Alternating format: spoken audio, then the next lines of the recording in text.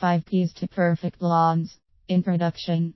We have all seen those lush green lawns and wondered how they managed to get them looking like that.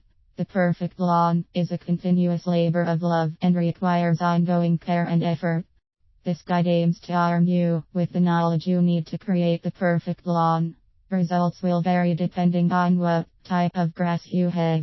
Now all these tips will depend on where you are in the country. I'm in Newark in the East Midlands, so if you're up north then you will be running approximately 1 to 2 weeks behind these recommendations in spring and about 1 to 2 weeks ahead in the autumn. If you are down south then you will be 1 to 2 weeks ahead in spring and 1 to 2 weeks behind in autumn. What it won't do is create the perfect lawn for you that is down to the level of effort you choose to put in. Mowing.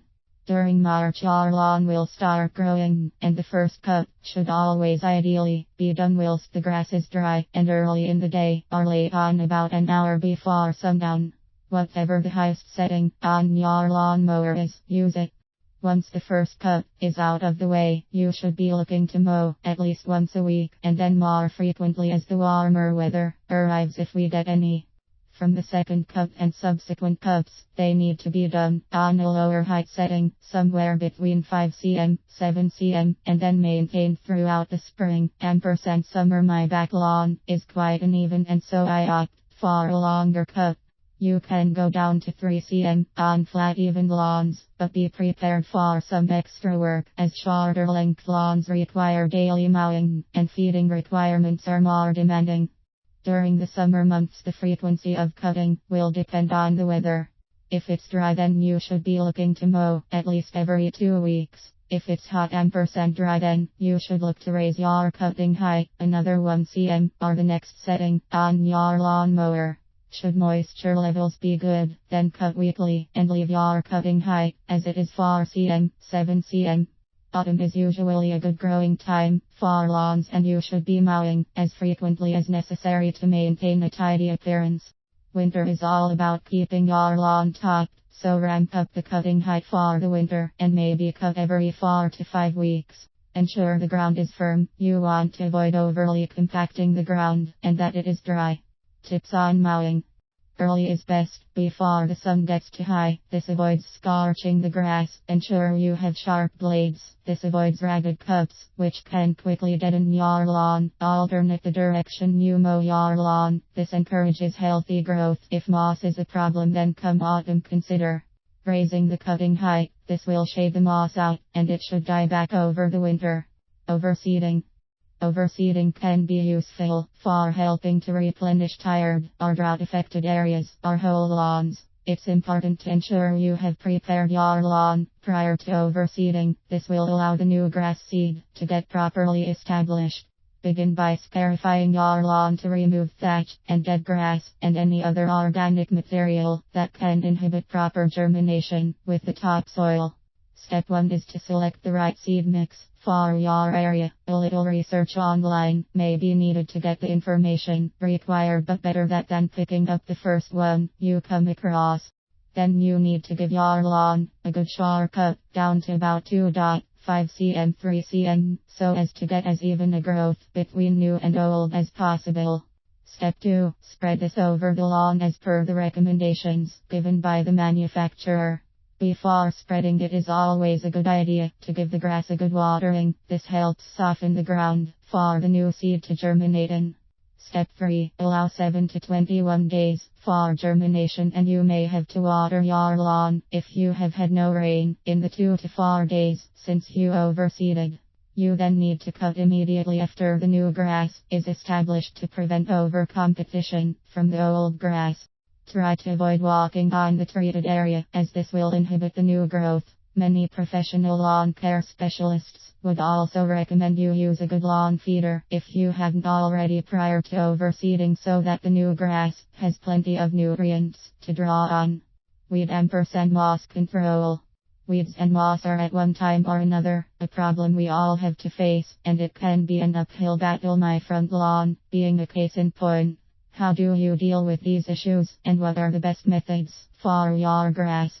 Personally, I'm against the use of lawn feeders read as fertilizer and weed/moss killers.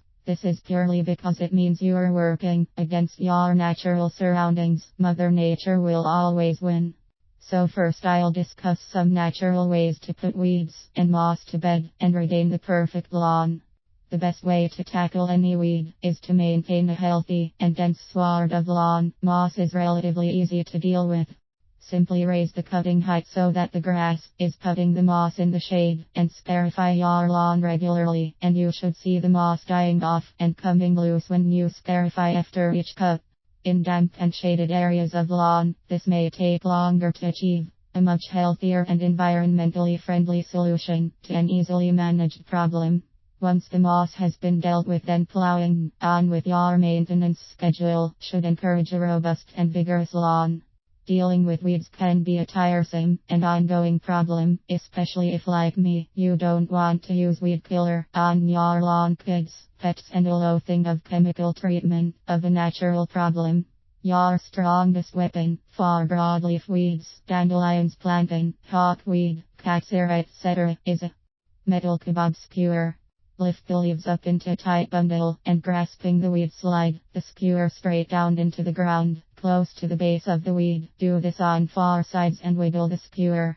Pull the weed straight up, pinching the base firmly between finger and thumb. If the root snaps, then slide the skewer down the center of the root.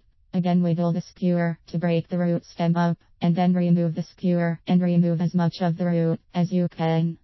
Personally, I've found this method to be effective with most weeds. You may find that this leaves a bald patch in your lawn. That's okay, simply cover in with grass seed mix and water. For more delicate weeds such as white clover and creeping buttercups, simply pull up from the base. This is time consuming and frustrating if you have anything but a tiny garden. Remember, it's the end result that matters, nothing but the end result matters.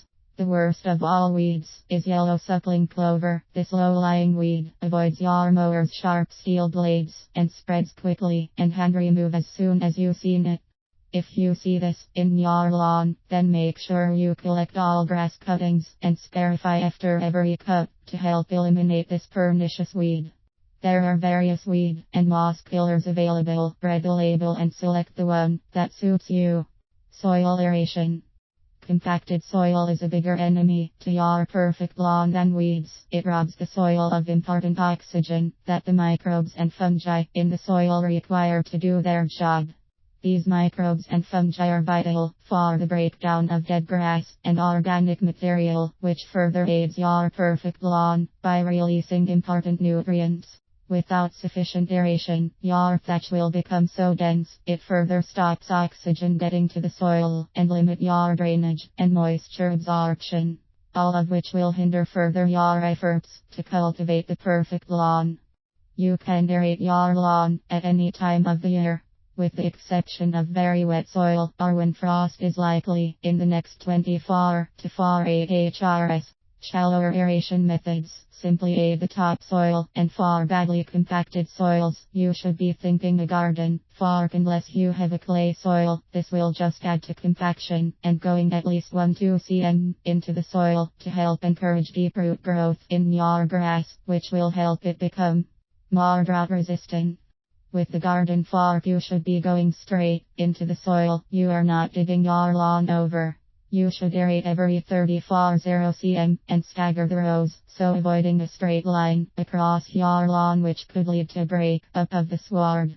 You could also consider using aerating sandals, strap-on shoes with spikes on the soles. Generally, they only get quite shallow penetration. This doesn't take away from their ease of use or the good that they will do your efforts for the perfect lawn.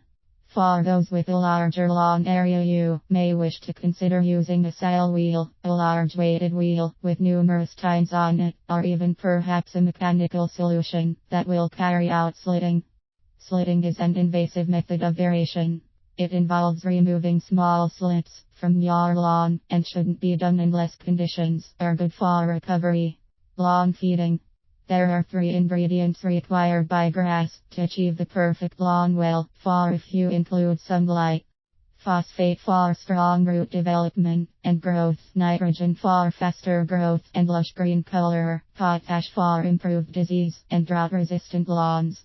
Because of my personal preference to avoid chemical feeds, my suggestions are based on organic solutions. Phosphate. The easiest way to get phosphate into the soil is to sprinkle a handful of bone meal per square meter onto your lawn. Don't worry if you sprinkle a little too much, you can't scarp the lawn, so the exact amount isn't highly important. Apply bone meal in the autumn. September is a good month. This will slowly release into the soil throughout the coming year and help keep your perfect lawn in tip-top condition. Nitrogen. This is so simple and easy that anyone can feed their perfect lawn at no cost at all. Every other cut, simply leave the grass box off your lawnmower and let nature do what it does, and all those amazing nutrients will naturally be reincorporated into the soil. This is only viable if you are regularly cutting your lawn, as if the clippings are too long they won't biodegrade and likely add to moss and disease attacking your lawn. Potash. Whilst not essential to the perfect lawn, it does aid that lush, bouncy green grass you are looking for. The potassium contained in potash helps the grass internal processes, respiration, photosynthesis and water retention. It also aids in producing proteins for thicker cell walls, which make your perfect lawn much more drought and disease resistant. The best form of potash is crumbly, slightly dry, well composted organic garden waste. Spread very thinly over your lawn so it barely covers the grass, and then rake it so it sinks down into your lawn. This method can be used in spring or summer. Spring is best as it gets your perfect lawn started early. There are many chemical-based solutions and suitable for different seasons, and a quick look around any local garden center will provide a suitable solution dependent on the time of year you are looking. This guide isn't exhaustive, but is intended to provide a good solid method for achieving the perfect lawn. I hope that you find it useful and it helps you achieve the results you are looking for. Feel free to share this with your friends, and I wish you the very best of luck in your pursuit of your own perfect lawn. Thank you for reading my 5 keys to perfect lawns.